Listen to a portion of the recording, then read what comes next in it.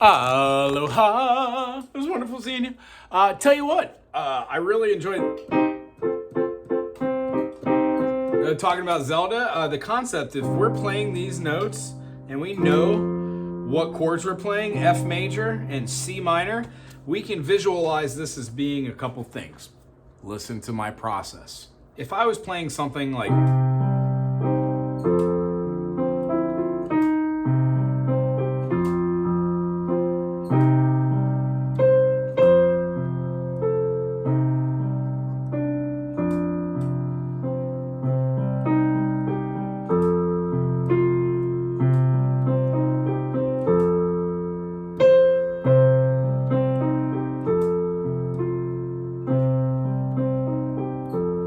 I'm feeling a melody, no matter what that melody is, when I'm transitioning from a C minor, the three minor choices that are standard are the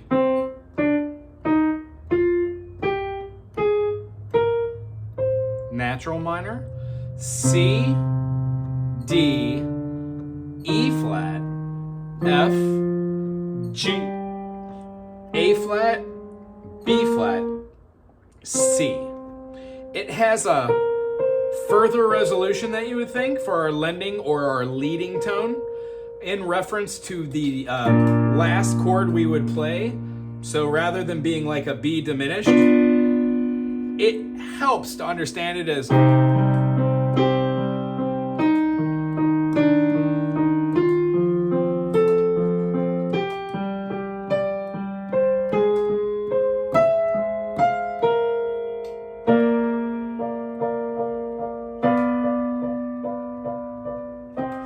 we can still use the B diminished to get into C minor rather than B diminished to go to C major, or you go to either. You could Piccadilly third it, which means if a piece is in a minor, you go to a major at the end of the piece, and if the piece is in a major, you go to a minor at the end of the piece. That's all that Piccadilly third means. So what we're going to be doing when we take the concept of a C minor, a D diminished, right? So we have our 1, flat 3, and then flat 5. It's going to move into our E flat, right? That E flat is going to be an E flat major. Cool. Why? Because C minor is the minor sixth. The E flat major. When we go to the E flat major, we can talk about later if we were to add on a seventh, no matter what the seventh is, how that would indiscriminately turn that into a major seventh or a minor seventh. So I think a E flat major 7 sounds great. And then an E flat minor 7 gives us our dominant, and then our 6, our 5, or so on and so forth. After an E flat, we would have an F major. Then we have our G major, both the same. If we have an F major, we can add our F major 7, would be our 4 chord. G major 7 would be our 5 chord. Then we're going to go, as we saw in our natural, to an A flat minor, right? Our F flat minor, 7th chord, or major 7th, but I'm not a big fan of our major minor chords. Ooh, I recognize that from Zelda as well. Right before you do the fairy, or the dun dun dun dun. Anywho, when we're going from the A flat, then we go to our B flat. Now here's what we're talking about. With our minor 7th, we're still going to have the triad, but it's not going to be a major triad. We're going to have, that would be our B flat minor into a B diminished. So what we want to see is our last note. We can have it as a passing moving. Here's our major, flat, and then here's our third. 1, 3, 5, 3, 3. Does that resolve? B flat to our C? Sure. But it's how we use it. So if we're seeing it,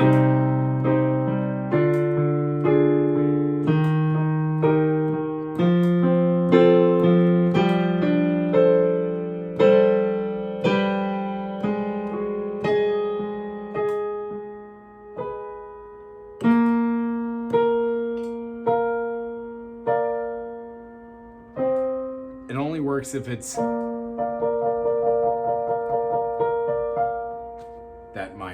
But it's not that minor, is it? It's a major.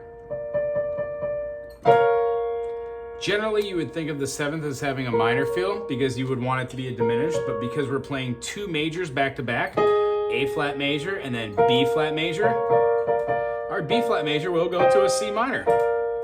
The concept behind this is, do you want to play that 7th chord as that? Which is why we would change the preference of having a 1, 2, flat 3, 4, 5, flat 6, flat 7, because our flat 7 will be a major. If we wanted to have our major 1, 2, 3, flat 3, 4, 5, flat 6, major 7th, at that point, it's a B diminished. So does a natural minor have a B diminished in it? No, it has a B major, right? And then our B diminished is part of our melodic. So when we have our harmonic, we're going to be taking away both of those. Woo!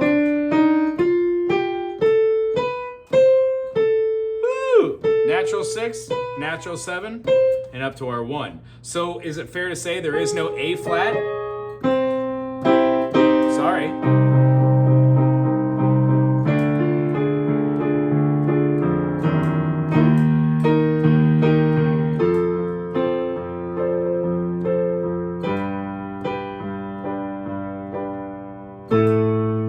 Right?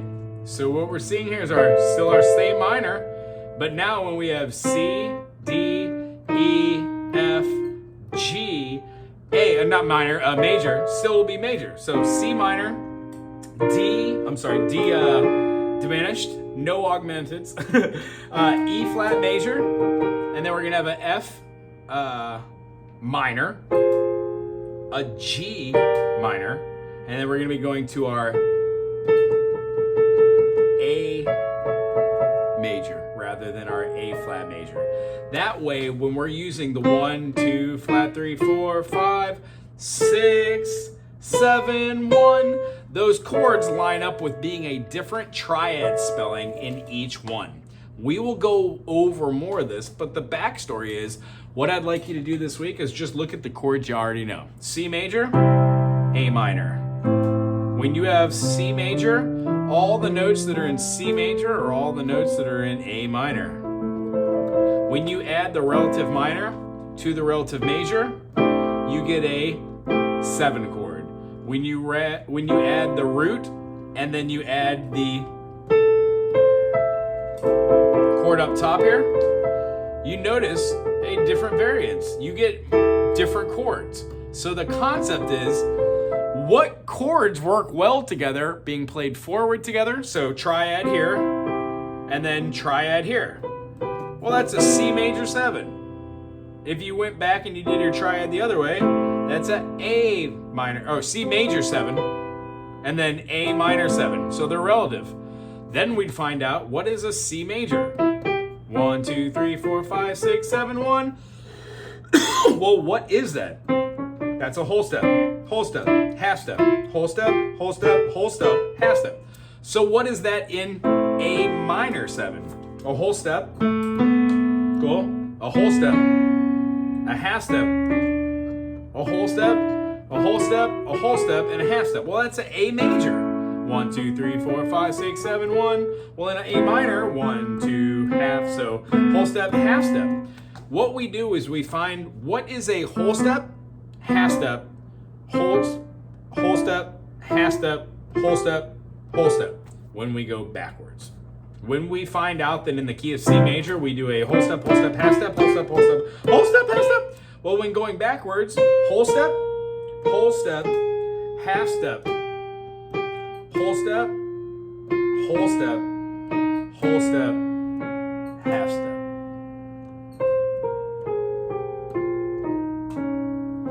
And what you'll find out, and I'm not going to tell you, figure out what that mode is and bring it to us next week. And what we'll find out is, when you're playing modes backwards and forward,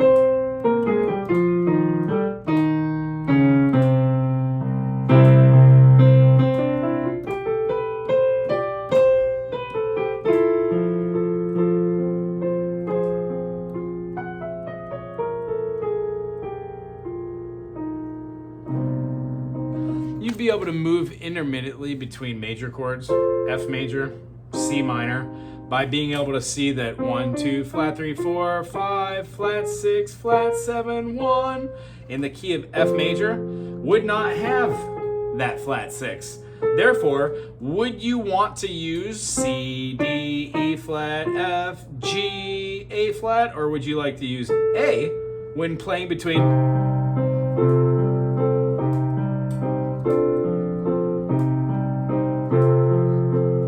I would assume the second.